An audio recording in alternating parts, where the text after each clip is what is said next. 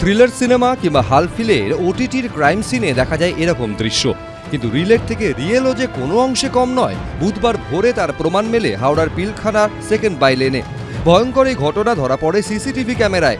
একেবারে রাস্তার ওপরে প্রমোটার শফিক খানকে একের পর এক গুলিতে ঝাঁঝরা করে দিল দুষ্কৃতীরা। সেই ঘটনায় 3 জনকে পুলিশ গ্রেফতার করলেও এখনও অধরা মূল অভিযুক্ত হারুন খান এবং রোহিত হোসেন। মেন আসামিকে তো ধরো, মেন আসামিকে তো ধরছে না। রোহিত আর হারুনকে, ওরাই চাই আমাদের।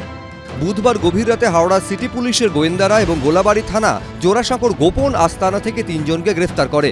তাদের মধ্যে একজন মোহাম্মদ বিলাল, বাকি 2 জন তার সঙ্গী মোহাম্মদ ওয়াকিল ওরফে মুন্না এবং দিলদার হোসেন। পুলিশ সূত্রে খবর, মূল অভিযুক্তদের সাহায্য করার অপরাধে 3 জনকে গ্রেফতার করা হয়েছে। তাদের বিরুদ্ধে খুন ও অস্ত্র আইনের ধারা দেওয়া হয়েছে। হাওড়া শুটআউটের ঘটনায় হারুন খান এবং রোহিত হোসেন ঠিক যে জায়গায় সে আশ্রয় নিয়েছিল সেই জায়গায় গোপন সূত্রে খবর পেয়ে গোলাবাড়ি থানার পুলিশ এবং হাওড়া সিটি পুলিশের তরফ থেকে একটি বিশেষ দল গতকাল দুপুর থেকে এবং পরবর্তীকালে রাত্রিবেলাও ঠিক যে জায়গায় আমরা দাঁড়িয়ে রয়েছি জোড়াসাঁকোতে ঠিক এই দোকানের সামনে আসে। যেটা জানা যাচ্ছে যে মোহাম্মদ বিলাল ওরফে রিঙ্কু, যাকে ইতিমধ্যে গ্রেপ্তার করা হয়েছে, এই হচ্ছে তার দোকান। ঠিক যেখানে আমরা দাঁড়িয়ে আছি এর পাশে এই যে বিল্ডিং দেখা যাচ্ছে সেই বিল্ডিংয়েরই বাসিন্দা সে। সেই রিঙ্কুর যে বাড়ি সেখানে সেই আশ্রয় নিয়েছিল মূল 2 অভিযুক্ত। এদিন হাওড়া সিটি পুলিশের গোয়েন্দা বিভাগের দফতরে ধৃত 3 জনকে জেরা করেন পুলিশ কমিশনার।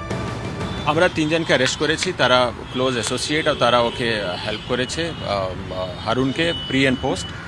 এর থেকে বেশি বলবো না, ইনভেস্টিগেশন আমাদের হ্যাম্পার হবে। কিন্তু সিসিটিভি ফুটেজে যাদের প্রকাশ্য রাস্তায় গুলি করে খুন করতে দেখা যাচ্ছে, 24 ঘন্টা পেরিয়ে গেলেও তাদের পুলিশ ধরতে পারল না কেন?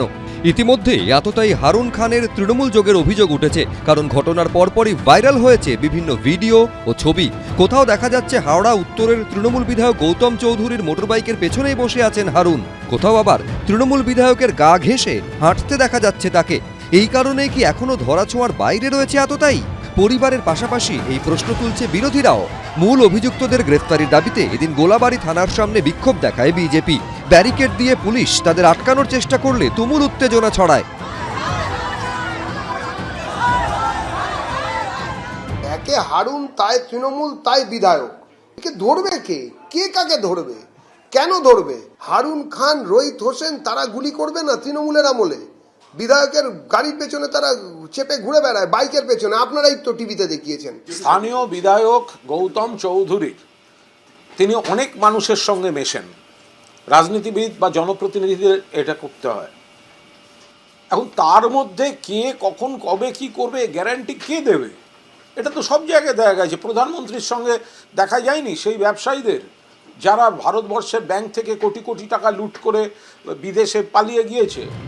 বুধবার হাড় হিম করা এই হত্যাকাণ্ডের খবর করতে গিয়ে আক্রান্ত হন এবিপি আনন্দর প্রতিনিধি ময়ূখ ঠাকুর চক্রবর্তী। মেরে নাক ফাটিয়ে দেওয়া হয় তার। সেই ঘটনায় 6 জনকে গ্রেফতার করেছে পুলিশ। পার্থপ্রতিম ঘোষ, আবির দত্ত, সুনীত হালদার, এবিপি আনন্দ।